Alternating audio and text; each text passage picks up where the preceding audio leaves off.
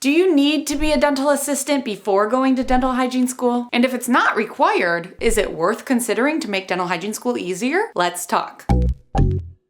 Hi, my name is Whitney and I'm a registered dental hygienist who was a dental assistant before dental hygiene school. However, I'm here to tell you that in many cases, you do not need to be a dental assistant before becoming a dental hygienist. However, some dental hygiene programs may prefer or inquire about dental assisting experience. Some are based on specific point systems where during the admissions process, if you have a dental assisting background, it can help boost your application. So always check the specific prerequisites of the dental hygiene school that you're applying to, as requirements can vary by state and by program. So remember that throughout this video. Some schools might say, yes, be an assistant first, but again, it's only due to admissions requirements and the competitiveness of the program. It's not due to making you a better hygienist. It's not going to make dental hygiene school easier, nothing like that, because dental assisting and dental hygiene are two completely different careers. Some things overlap, but again, you won't be ahead of the game or anything in dental hygiene school if you weren't an assistant first. Here's what to know. Most dental hygiene programs focus on academic prerequisites like courses, grades, and test scores. They care a lot more about your grades. That's the first thing. They look at your grades. If you have bad grades, then they skip to the next application. If you have good grades, then they put you in the good grade pile and then look at your extracurriculars and all your stuff, your personal statements, test scores. You might be put into the interview process. Some schools require interviews, whereas others do not. I do have a video all about dental hygiene school interviews. I'll link below if you'd like to learn more. But back to this video, again, some programs may want you to have dental assisting experience, but it's generally for informational purposes and not a deciding factor. Unless it's a specific point-based system, you need to fill up all your points. Always check the admissions page on the website of the school or schools you're applying to. The admissions requirements will be listed, or you can request more information regarding what you need to apply. And now, let's talk about once you're in. Once you've been accepted to dental hygiene school. Being an assistant prior to dental hygiene school, I keep saying it doesn't matter because it doesn't. But of course, sure, it might give you a slight head start on simply being familiar with dental terminology, tooth numbering, and basic clinical skills like taking x-rays, knowing the instrument names. However, all that stuff is thoroughly taught in dental hygiene school. They will teach it as if you don't know any of it, even if you do. And some students who were assistants first actually have a harder time learning the way they want you to do things in dental hygiene school. You know, like if you learned how to take x-rays a certain way on the job or in dental assisting school. But now in dental hygiene school, they might have taught you to do it a different way. So honestly, being an assistant first, although you'll be familiar with everything, you might have to relearn some things. And sometimes that makes things harder versus learning it for the first time, the way your dental hygiene program wants you to do it. Just something to think about. I remember learning how to take x-rays in dental hygiene school and I was like, what? I take them great already. I don't want to do them your way. But I had to learn their way. And it's funny because I kind of forgot the original way I used to do it because of course I adapted to doing it the way I was getting graded in dental hygiene school. Anyway, dental hygiene school is designed to teach you everything from the ground up, so no prior experience is necessary to succeed. Now, after graduation, dental assisting experience could give you an edge in the workplace. For instance, you might feel more comfortable in a dental office setting since you've already worked chairside and know how to talk with patients. But again, you will do that in clinic at dental hygiene school. So it won't be the first time you're working clinically, but you'll just obviously know how an office runs in the real world a little more. And if you don't, of course, you'll learn just like everyone else. Another thing is that you might also have an existing connection with a practice that could hire you right after you graduate. But if not, you just Google jobs like everyone else and you'll find one. Because right now there is a huge workforce shortage of hygienists. So you'll kind of just get to pick and choose where you want to work. I do have a job board section on my website, teethtalkgirl.com/jobs, which I'll also link below if you're interested. But back to this video. Again, dental assisting and dental hygiene are different jobs with distinct skill sets, so the overlap is limited. Lastly, for extra preparation, if you are interested in gaining some background knowledge prior to dental hygiene school and your school does not require you to be a dental assistant, I do think that it's great to at least observe or shadow an office or a few offices just to see how dental offices flow. You can also volunteer or work as an intern at a dental office or even work as a sterilization assistant to learn basic skills like sterilization, patient documentation, and office workflow. honestly, I would love to be a sterilization assistant for the rest of my life. I think it's a really great job. I love cleaning and being organized and setting things up. Like when I have a patient cancellation and I get to help out in sterilization, like I get a whole hour to clean. I love it. If the pay was better, I would be a sterilization assistant forever. It's usually close to minimum wage, but it's a great thing to have on your resume and great knowledge skills to learn. Yes, chairside assisting is much better pay, but it's also a lot more work than assisting in sterilization only, right? Since you're working one-on-one with a dentist and doing a million things. But back to dental hygiene school. If you wanted to be a full dental assistant chairside before applying to dental hygiene school, be aware that some states require a certified dental assisting CDA program, whereas other states allow offices to train you on the job. So look into that as well. The bottom line, overall, you don't need to be a dental assistant to become a dental hygienist, and it won't significantly affect your success in dental hygiene school. Unless, of course, your school is one of the few who requires it due to their point-based admissions process application situation. So always focus on meeting your program's specific prerequisites and trust that dental hygiene school will fully prepare you for your career. You won't be behind if you're not an assistant first. And if you want to learn even more about becoming a dental hygienist, I have a free RDH video checklist on how to become an RDH. If you are someone who is interested in the dental hygiene career, I made this video checklist especially for you because I get lots of questions in the comments and messages asking me all about the details on becoming a dental hygienist. Whether you are in high school, college, switching careers, or even some of you may have already graduated dental hygiene school and you're looking for more information post-graduation. Whatever the case, if you're interested in learning everything there is about the RDH career, be sure to click the link below. And I hope this video helped you. Please like, subscribe, and turn on your notifications if it did. And if you want even more Teeth Talk, you can visit my website, teethtalkgirl.com, and hang out with me on Instagram at TeethTalkGirl. Peace, love, and teeth.